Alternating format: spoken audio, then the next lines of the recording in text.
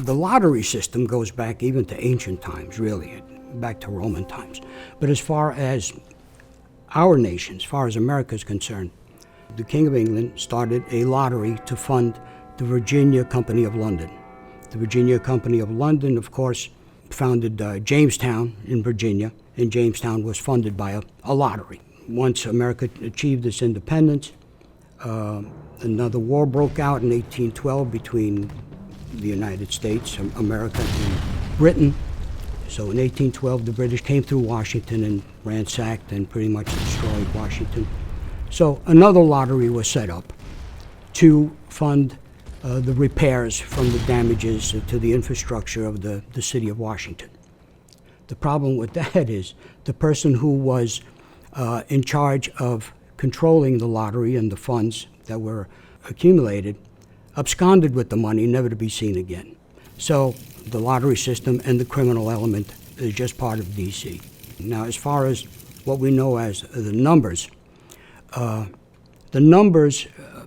game, bookmaking and stuff like that, actually started in the Italian enclaves of New York. At the time, it was called the Italian Lottery. And the Italian Lottery was workers, immigrants, with the pennies and nickels and stuff would bet on a number. Now, the numbers were in the Italian language newspapers in New York City because the lottery, the numbers game, was legal in Italy. So the Italian immigrants bet their meager money at the time with the Italian lottery. That lottery, expanded from the Italian-American community into the African-American community, and then nationwide as a whole. And then the numbers game became the handle of the racetracks, of major racetracks in the country.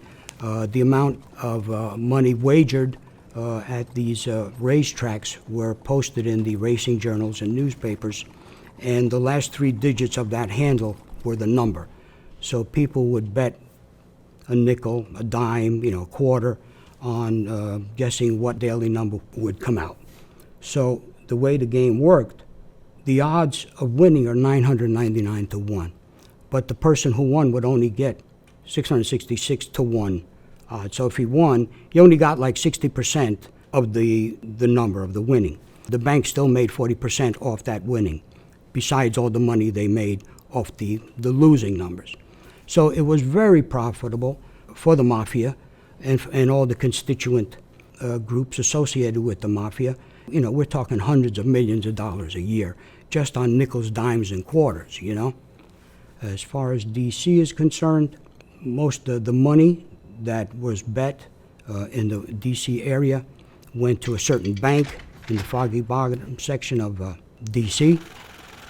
Then from there, all the nickels, dimes, and quarters were turned into dollars. The dollars went to Maryland, and from Maryland up to New York, to Lansky and Costello. And so the route was everybody got paid on the way up.